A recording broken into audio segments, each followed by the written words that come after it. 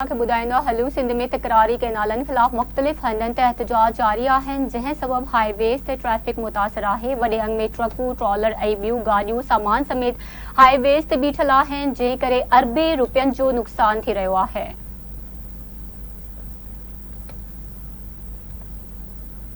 अवां खे ॿुधाए रहिया आहियूं इन खां सवाइ अवाम खे बि तकलीफ़ पहुची रही आहे।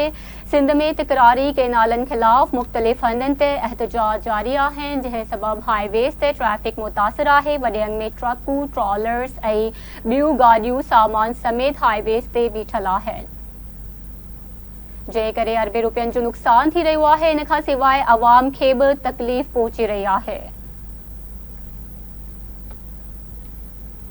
सिंध में तकरारी कैनालनि ख़िलाफ़ मुख़्तलिफ़ हंधनि ते एहतजाज जारी आहिनि जंहिं सबब हाईवेज़ ते ट्रैफ़िक मुतासिर आहे। वॾे अंग में ट्रकूं, ट्रॉलर्स ऐं ॿियूं गाॾियूं सामान समेत हाईवेज़ ते बीठल आहिनि।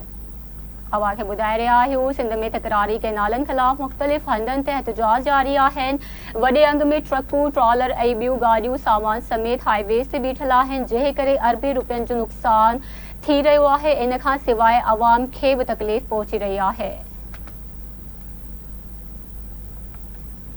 अपडेट ॾेई रहिया आहियूं सिंध में तकरारी कैनालनि ख़िलाफ़ मुख़्तलिफ़ हंधनि ते एहतजाज जारी आहिनि।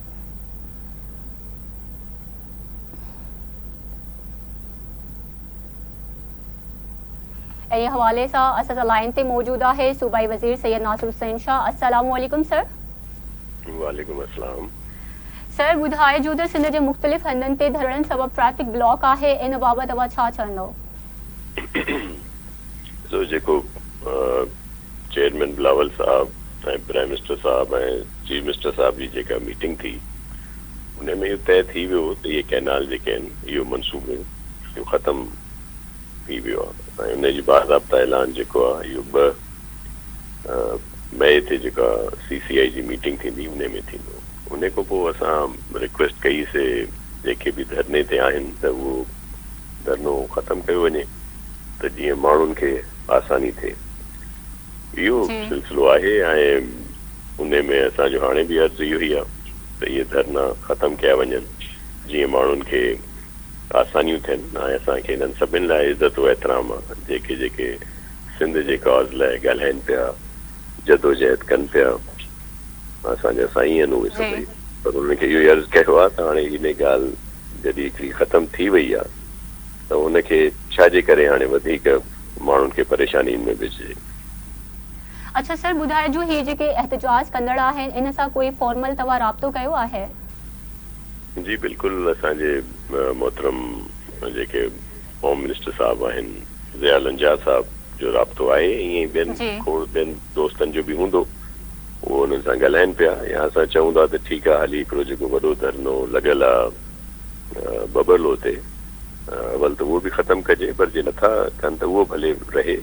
ॿिया नंढा वॾा मुख़्तलिफ़ जाइनि ते जेके धरना थियनि था उन्हनि सां पंहिंजे लोकल माण्हुनि खे बि तकलीफ़ थिए थी अचण वञ में, उहे जेके आहिनि उहे ख़तमु कया वञनि। ठीकु। अच्छा सिंध हुकूमत इन हवाले सां कहिड़ी पॉलिसी जारी कई आहे? सिंध हुकूमत कहिड़े हवाले सां? जी धरना ख़तमु जेके ही जेके धरना हली रहिया आहिनि इन हवाले सां? जी जी उन जे लाइ इहो ई आहे त असां हिननि खे रिक्वेस्ट ई कई आहे सभिनी फॉर्म्स ते महिरबानी करे इहे धरना ख़तमु कया वञनि जीअं माण्हुनि जे लाइ आसानी पैदा थिए। सर ही नुक़सान थी रहियो आहे, ऑब्वियसली ट्रांसपोर्टर्स खे बि ॾुखियायूं पेश अची रहियूं आहिनि न, त केतिरे टाइम ताईं आख़िर ही धरना हली रहिया आहिनि त कुझु न कुझु त करिणो पवंदो न?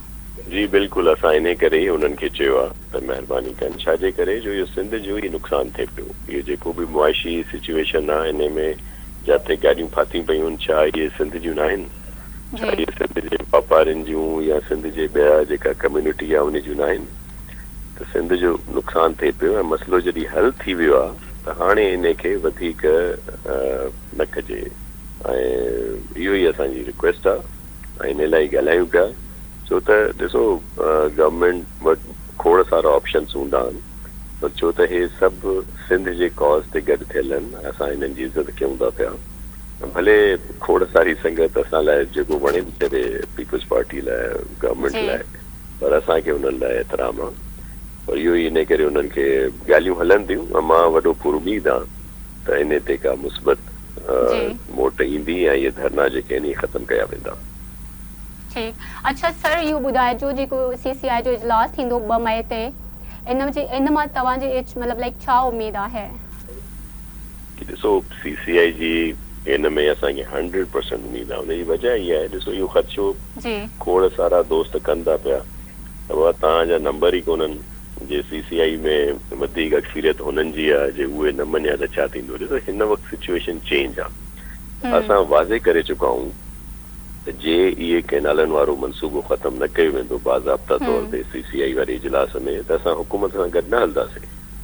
ऐं असांखे इहा एश्योरेंस प्राइम मिनिस्टर साहिब ॾिनी आहे, चेयरमैन बिलावल भुट्टो ज़रदारी साहिब खे, प्रेसिडेंट आसिफ अली ज़रदारी साहिब खे, CM सिंध मुराद अली शाह साहिब खे। त इहो इन करे दोस्तनि खे इहो अर्ज़ु कयूं था पिया त जॾहिं हिकिड़ो मसइलो हल थी वियो आहे, हाणे ॾिसो असांखे कूड़ ॻाल्हाइण जी कहिड़ी ज़रूरत आहे। सुभाणे का इलेक्शन आहे, पर हीअं का इलेक्शन आहे जो असां पहिरियों वोट वठूं था पिया ऐं चऊं था त बाबा हे वोट ॾेई छॾियो बसि हू थी वियो। असां त इहा ॻाल्हि ई कोन था कयूं। 2 तारीख़ में टाइम केतिरो आहे, असां चऊं था धरना ख़तमु कयो, माण्हुनि जी तकलीफ़ूं ख़तमु थियनि। जी, thank you so much sir Awaz news का टाइम ॾियण लाइ।